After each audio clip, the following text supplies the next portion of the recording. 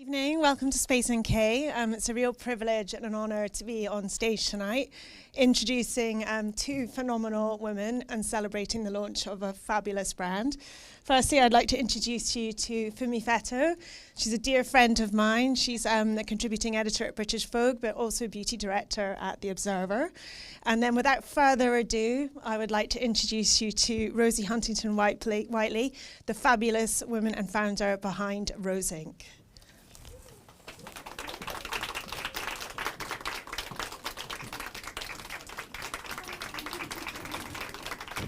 Hi, Fumi. How are you? Hi.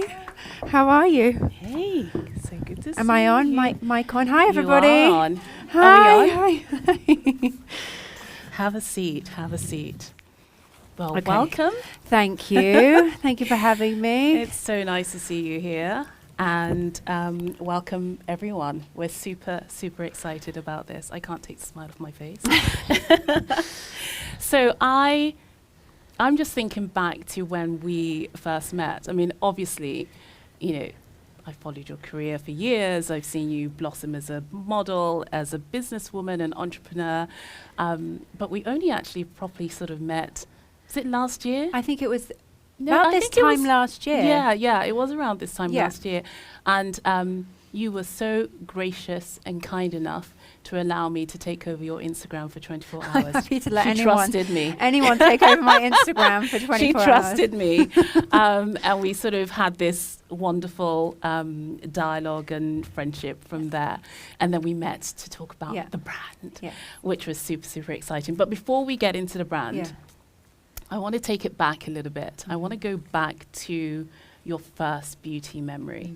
I want to know when you had the moment that you kind of thought, as a child perhaps, or, way back when you thought, ooh, I rather like this. Yeah.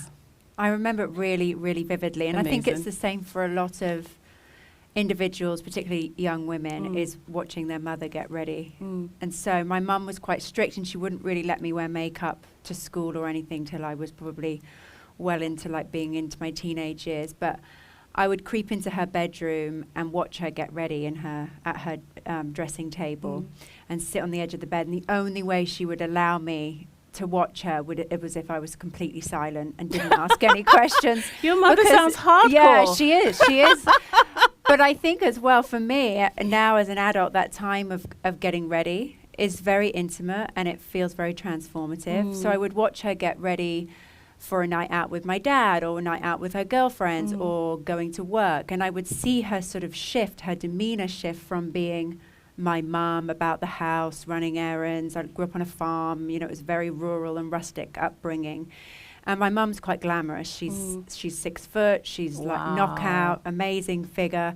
And I'd see her going from just sort of looking very disheveled into this transformation and having this aura about her of confidence and sexuality. And it just was really, I was just in awe of it. And then eventually she would sort of let me play with her products and she would give me her off-cast products. So I'd get I can only imagine now sort of eyeshadow palettes that were completely finished and eye pencils that were worn right down to the edge. And I remember one time when she was teaching me a sort of few tricks with makeup, she said to me that makeup should enhance what you have, not hide what you have. Wow. And I remember that. I must have been 13, 14 at the time. And I've always remembered it. It's one of her pieces of advice that she gave me growing up. And it's taken on many kind of iterations to me over the years. But what it meant to me then is similar to what it means to me now, that really makeup and beauty should be there to enhance your natural beauty, and it shouldn't be about hiding your flaws. Yes. We all have them. There are all aspects of ourselves that we don't love, but then there are these beautiful character, we have character in our faces and our Yes. bodies, and we should really enhance those. So I loved that. And then I had a weekend job, and my weekend job was very much about making money so I could go to the shops and buy bits of makeup and bits of clothing at the weekend. And so I remember that, buying my first pieces of makeup and playing around with them. And I'm a 90s child, grew up in the 90s, so it's lots of sparkly blue eyeshadow and frosted pink lipstick from Collection 2000, I seem to remember. Probably still exists. Yeah, and then really starting work at 16. So I started modeling at the age of 16 and already had this like real obsession with fashion and beauty and what went into creating these like beautiful images that I would see in magazines. My bedroom walls were not adorned with boys. They were adorned with like supermodels and pictures torn out from magazines of runway shows and campaigns. And well, I want to talk about your life as a model in many ways, and how your relationship with beauty kind of evolved through that. I mean, do you remember key sort of beauty moments, you know, backstage at shows and so on? What were they? Yeah, I think it's been second nature to me in many ways, and I feel, you know, so lucky. But I've had 20 years almost of sitting in the hair and makeup chair every single day of my career, and I love it every single day. It's my favorite time. You know, many of the artists have become friends of mine over the years, and I've learned so much through them, you know, in every way, from business to creativity, becoming a character as a model, you know, the transformation again, the creativity that comes with fashion and beauty, and predominantly makeup as well, how that really can shift everything. And for me, coming as a sort of 7 o'clock in the morning, sitting down the hair and makeup chair, feeling one way, and then being put together and feeling another way, and having to embody that character. So it was always a really interesting time, and makeup artists either love or hate me, because I ask them every single question. I want to know every single tip. But that's amazing, though. I think I'm it's incredible to be curious. Surely that's what's really important in these situations. Most of them love me, I think, because I show a real keen interest in their craft. And I've always said, I think really if I wasn't doing what I have had the opportunity to have done over the last 18 years, I probably would have worked within the fashion industry in a creative way, styling or makeup or, you know, something like that. Yes, because I was thinking about that. You know, let's talk about the brand now, Rose Inc., because of course that's what we're here to talk about. And I was thinking about the fact that, okay, this isn't your first foray into the beauty space. You have done editorial over the years, and but this is very different. You know, you're a founder of a beauty brand, and you've had this experience within the fashion industry, and you've been lauded for your, I guess, your sense of style, as everyone can see. I mean, I was saying to Rosie earlier, I said, I didn't look like this when I was pregnant. I mean, she looks incredible. Takes a village, by the way. It took a good few outfit changes before I got his then, a lot of flustering and sweating at home before I found an outfit. But nevertheless, the final result is exquisite. Thank you. And you're lauded a lot for your sense of style. So it's interesting that you've gone down the beauty path and not fashion. Yeah. Talk to me about that. I think for me, I mean, fashion is, of course, I love it equally. I think for me, when I, started thinking about Rose Inc., the editorial site, and I'd been thinking, I launched it in 2018, but I had been thinking about, I want to build a community around passion of mine. I want to bring together a community. I've always loved editorial. I love I'd love myself kind of going on digital sort of destinations and getting my kind of taste of fashion and purchasing and beauty. And so when I really started to look at fashion, beauty, wellness, all the things that really speak to me, I really lent into beauty because I felt that it was an area that was very inclusive in a sense that fashion is, you're often sort of roped off by a price point, by a fit, by a style. But whereas with beauty, with a great red lip, it's usually very inclusive and universal. And the price point, I think, as well. Most people can afford to buy in to a beauty product to make their day sparkle their day a little bit more. And I've always found, and what I've seen a lot with the beauty industry particularly over the last sort of, 6 years, is just the entrepreneurial aspect of it, the fast pace, the community surrounding beauty. And it's interesting, like you can go to a dinner party and I find men, women, whoever, everybody has a beauty product that they are so die-hard passionate about. People don't have that about a jacket. True. So, you know, Yeah, most that's people true. will be like, you have to get this skincare product. It's game changer. This lipstick is the best.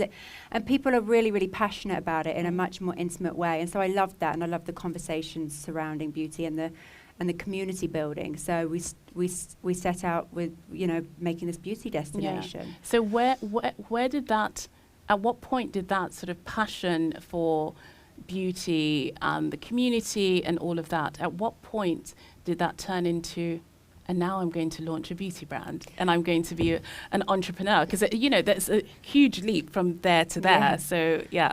So I started the site, Rose Inc., as the editorial platform in 2018. And it was very much my hope from the beginning that if it was a success and I could build a community and there was an interest there, that I would be able to launch product. Yes. But I also knew that launching product and I really wanted to come at it as a founder. I didn't want to sign another deal. I didn't want to like plonk my name on something. Yes.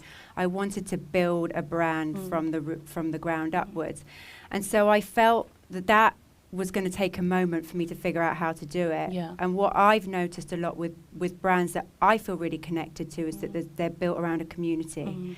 And so I set about to build the editorial site, and that if there was interest there, if there was a community that could be built, if people actually cared about what I had to say, then maybe we could build out products. So it was very much about creating this network, creating this community, and also cementing my own passion for beauty. Because I think we see a lot of people launching beauty lines, and you go, okay, well, why does that make sense for that person to launch beauty? Like, where, other than the fact that they wear makeup every day, like what's the real passion there? Yes. What's the story behind it? What's the integrity? And so for me, it was about showing that I had that passion. There was hours of tutorials in my bathroom, and that was like a huge thing for me to kind of hurdle for me to get over and feel comfortable doing that. But I really wanted to prove to the audience that you know, my audience, that this was something that I was very passionate about. Yeah, it's very real for you. Yeah. I mean, one of the things I notice about Rose Inc., and I talked to you about this when we met up not too long ago, when I had a little sneak preview of the brand a few months back, is that it feels incredibly modern.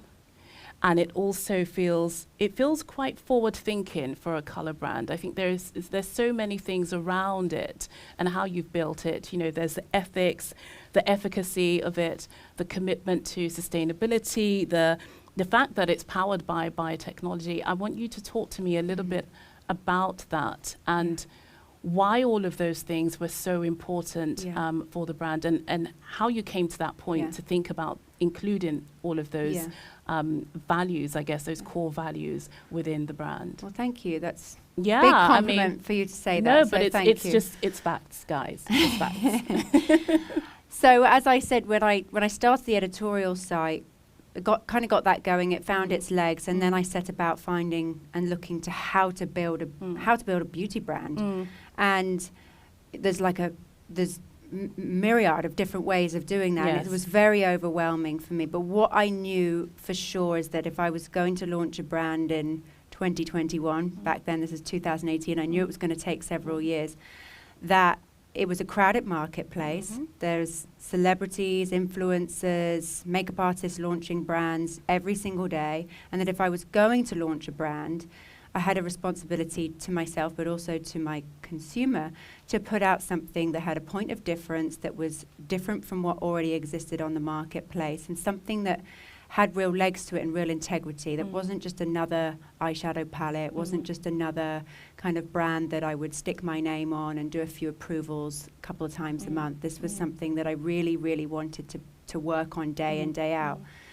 And so I met with endless amounts of investors and partners, and it just, nothing felt quite right. I was very underwhelmed. A lot of it was, we can give you this and it's half baked already, and it's this, and we'll stick your name on it, and some so flowers already sort of created and just like have you, And it just wasn't interesting to me. And I had been working with Amyris, which is the company I partnered with, a biotechnology company in San Francisco.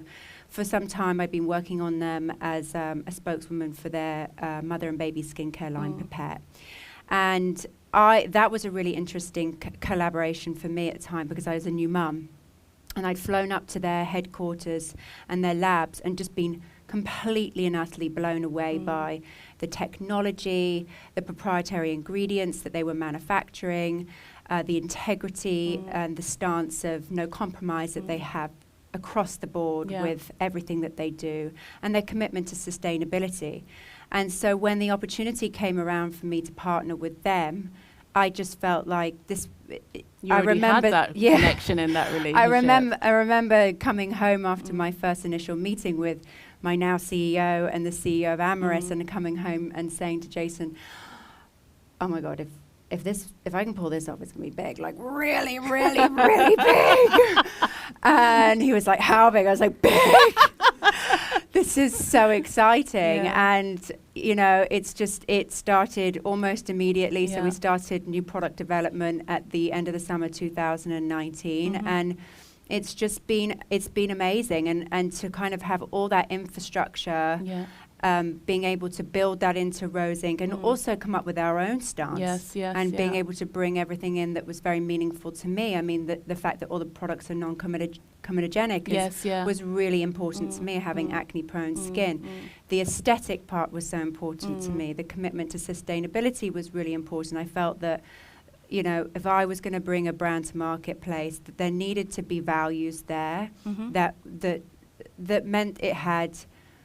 We were looking at the big picture across the world, just wasn't throwing out another product into the marketplace. So I talk about integrity a lot, because at this point in my life, after doing 20 years of so many jobs, you can't imagine saying yes to everything, and there being a lot of great opportunities, but a lot of stuff that probably felt a little superficial over the years. At this point, since becoming a mum and getting into my mid-30s, everything needs to have real, true integrity to me. Otherwise, I'm not really interested in it. So it's been an amazing journey, and I really feel I've ended up being able to build a brand that does have true legs to it and can exist on its own. It's not weighed solely on me as a celebrity. Yes. So, And that was one of the things when we spoke, I was really impressed at how hands-on you are, because there is a lot of talk about celebrity brands and celebrities launching beauty brands and so on. And, I just wondered whether, really when we look at your career, you are a famous face, but, you are, you're a model and so on, but you're also a businesswoman and an entrepreneur. That's not just something that's just happened now. It must be galling for you, for people to suddenly just dismiss the brand as, oh, it's a celebrity brand, when really you've been quite hands-on. And also there is so much more, like you say, so much more to the brand than just you. I mean, how do you sort of deal with that? Or was that something that, you kind of were conscious of as you were building this brand? I mean, there's lots of ways I can answer this question. But for me, really, I think as well, having had 20 years in this business builds you a lot of resilience. So in many ways, and also, I've always said I've gotten a buy on very low expectations. I always think people have pretty low expectations before they meet me. And that in many ways has serviced me in a way. And I think if people dismiss the brand, I think proof is in the pudding. And I know that I'm truly committed, and I'm working, day in, day out, and this brand is built around me, and I'm involved in every aspect. And my CEO will allow me to be involved in, which is everything. But I think it's, we talked a lot about it in the beginning, and for me, I have had this entrepreneurial spirit in me since I can really remember, and I think also having had a career full of ups and downs, and periods of time when the phone didn't ring, and I was sat like watching my bank account deplete and like worrying about when I was going to get another job, or just not being satisfied and happy with the jobs that I was doing. It really makes you, or at least it made me, much more I don't know, puts a fire in you. And Yeah. I've been very sort of pragmatic and pragmatic in my career. So I pick up the phone, I make stuff happen. I don't wait for the phone to ring. And I think that's one of the things when you are on the side of things as talent, actor, actress, you know, musician, and you're in those creative fields, you're oftentimes waiting for somebody else to make the decision. And it's just too frustrating for me, because you could be waiting around all day and then the time's passed you by. Absolutely. So I've always been very proactive in making things happen for myself. And, you know, I think that spirit's really been throughout my career. I'm ambitious, I'm a go-getter, and I think that should be really encouraged in women. I love the fact that you said that, because I think for a long time the word ambition, especially with women, it's like a dirty word, isn't it? People are terrified of that word, and I just love the way that you're like, I'm ambitious, and you just own that. That's amazing. Thank you. I think it should be celebrated, absolutely.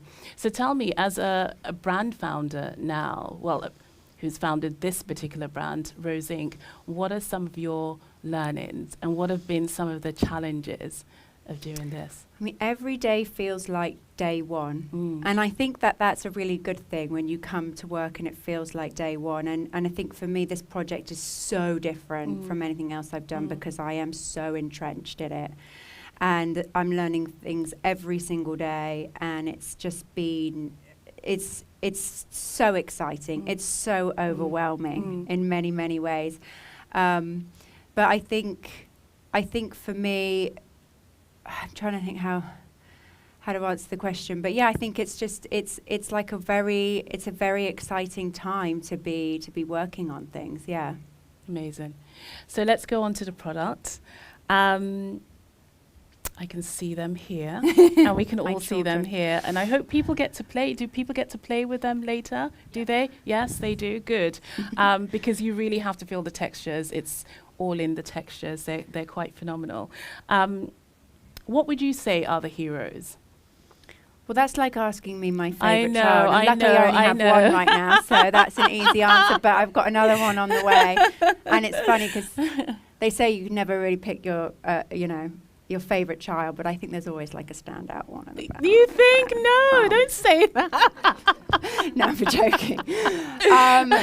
You know what was really interesting about this first collection is we've called it Modern Essentials Collection. And the way I really wanted to launch Rose Inc. was for it to be a very curated line. And that, again, sort of goes back to our sustainability stance as well. It's like having less is more and being really curated in our offering. So that allows many things. It allows us time, you know, me and my chemist time with new product development to make sure everything's really buttoned up, to make sure there's like enough storytelling behind everything. But this collection was very much, okay, what are those key products that I feel I get instant results from, and the products that I would never sort of leave the house without wearing, because I very rarely leave the house without wearing a bit of makeup. And give me the sort of instant results. And so we've ended up with 2 skincare products, the Skin Resolution Clarifying Toner, which for me was essential because I have acne-prone skin. So I really wanted a very gentle daily exfoliator packed full of the AHAs, so your glycolic, your salicylic, which is derived from the willow bark, the lactic acids. So it's going to be gently really brightening as resurfacing the skin and brightening. Having acne-prone skin, what I've learned is you need to be resurfacing the skin, and it's, you know, that's part of it. So that's a really beautiful product. And the pink clay here settles at the bottom, and then you turn it upside down, you get this kind of like amazing, like oddly satisfying moment. There is something quite satisfying about that. And it looks really, really beautiful. And that pink clay is going to be really calming to the skin and just and very probably draws gentle. out. Does it draw out some of the impurities and so on? So that's where I start. I start with that, and then I move on to my Radiant Reveal Brightening Serum, and this is what I call like a bit of a does it all, because it kind of is plumping and dewy, and it's very radiant, as it says on the bottle. And for me, it works really beautiful as a moisturizer or a primer or a serum. It's like kind of does it all, meets everything, works beautifully underneath your makeup in the day, underneath your moisturizer, and is really like a lovely indulgent serum in the evening. And that was fun because I found, like, having to use so many non-comedogenic acne-safe products over the years, that they often lack that they just feel a bit lackluster. Yeah, and they feel a bit like dull. Yes. And this was really a fun one to create because it does feel very indulgent. It's got a beautiful scent to it, so it's very ground. It's got the patchouli in there, and I love to just take a deep breath. But I love the fact that it's not heavily scented, because I know a lot of people who have acne-prone skin do get really concerned about that. Yeah. But it really doesn't clog your pores, and it's not like super scented. It's just pleasant. So that's So that's that, and then what have we got out so here? You have cheated a little bit. I said choose one product. Yeah, well, I'm not going to choose one. I would say out of the colour but products. No, let's go on. The colour products. I would say the product that as we were sort of meeting with Space NK and the teams and our retailers, and I was sort of seeding out product to my makeup artists and community members to kind of get them to trial things. That's the one product that people are really like, wow, is the concealer. So our Soft Light Luminous Brightening Concealer. And that is, for me, I wanted to make it in a slightly bigger bottle. Yes. And I like to use this all over, so I really don't wear foundation day to day. Yeah, we were talking about that actually, weren't we? Yeah, and it works quite well actually, because a lot of people think that they have to wear foundation and every concealer. Day, but actually, if you have a really good concealer, you can just dot it around, and it gives you the coverage, but the natural sort of finish, which this does. Yeah, so it's really luminous. It's packed full of ingredients. That's the other thing that I really spent a lot of time with my chemists talking about, beneficial ingredients woven into the colour products as much as they are into the skincare products, because I wear makeup almost daily. I wear a lot of it for work, of course. And I want it to kind of add instead of deplete from my skin. So it's packed full of, all of the colour products are packed full of beneficial ingredients. There's the fig buttercup extract in here, which is very nourishing and calming. The squalane, which has this like weightless hydration. And then there's the tara gum and chicory, which has this like lifting effect. Which fabulous. I'm all about a lifting effect. And this is why I say days. that the line's really quite modern and quite forward thinking, because it is still quite surprising to me how many brands don't consider the skincare element within their formulations. You know, makeup sits on your skin like all day. Yeah. And yet a lot of it has no skincare benefit at all. So I think that's great that you've incorporated that in it. So that is the one, I would say that is for me, that's the hero product. It also was the product we finished first in MPD, New Product Development. Yes. And it's the one, I just love it. I love the way it lays across the complexion. I'm obsessed. Amazing. And then we've got the Blush Divine Radiant Lip and Cheek I colour, love the blusher actually. which is lovely. a cream blush, which was essential for me. I love cream products. I think also my skin type really does well with cream products. And despite the fact of having 20 years in the hair and makeup chair, I'm still no professional. And cream products really like hide a multitude of sins. They're so malleable, you can't mess them up. I feel that they're very consumer friendly. Yes. And it's multi-purpose, so you can use it on your cheeks, you can use it on your, on your lips. I like to even dab it across my eyelids. And then the Brow Renew, which is really a fun product as well, because it has these beautiful ingredients in it to kind of really enhance and support the hair follicles and the hair growth. And then the Lip Sculpt, which was a fun product to create. COVID sort of presented many challenges because a lot of it you were doing within COVID, which is quite phenomenal. Yeah, we started work end of the summer, so August 2019. So we had 5 months until we were just working away normally, getting together in the office, meetings in person, all of that. And then obviously COVID hit February 2020 and the whole world shut down. And the challenges, that are still being felt across the industry in so many industries across the world is just, it's unfathomable really. But as a creative, it was a real struggle because suddenly I'm separated from my creative team and making decisions about packaging without seeing over them. Zoom. Yeah, it's tough. Was so frustrating, and making decisions about formulations when I couldn't be in the room with my chemist or with my team. And so, it just pushes you to be you have to be so much more diligent. Yes, and I yeah, love yeah. working virtually. There's some real kind of benefits to it, totally. of course, but I think everybody has found that. But as a creator, when you got to make creative decisions, it can be, it was a real challenge. Anyway, going back to the lip sculpt, initially we were going to launch lipstick in the in the collection, and then, you know, mask wearing and you know, all of those kind of things came into place. And so I thought, let's pause on the lipstick. Let's push that off. I know it's going to be a big moment. I want it to have its own real moment. And let's look at a formulation of a lip product that's very hydrating, very long wearing, very comforting to the mouth. And that's where Lip Sculpt was born. And Amazing. This product feels so buttery and highly pigmented and dense in its texture. And again, amazing beneficial ingredients in there that are going to, you know, add to that hydration of the lips. So that's where that was born. And Fabulous. that is all Brilliant. my babies. And finally, Yeah. so if there was one thing, aside from, well, one or two or three things, so if there was one thing, aside from products, that you'd like everyone here to take away with them today, what would it be? I mean, I have to say, I am still thinking about your mother's incredible advice that she gave you very early on. I'm just like, okay, I'll take that. My mum's had a few shrewd pieces of advice that usually came from like a good like pinch round the ear and being sat down at the kitchen table, and she was usually telling me off, and they've stuck with me over the years. You know, we spend a lot of time on the brand identity and the sort of meaning of the brand, and we, you know, from everything, as you said, from the efficacy to the ethics of the brand, and how we really wanted the, you know, the customers to feel the brand in many ways. And we spent a lot of time sort of thinking about our tagline, which is beauty and being. And I really lived with this for a long time, beauty and being, beauty and being.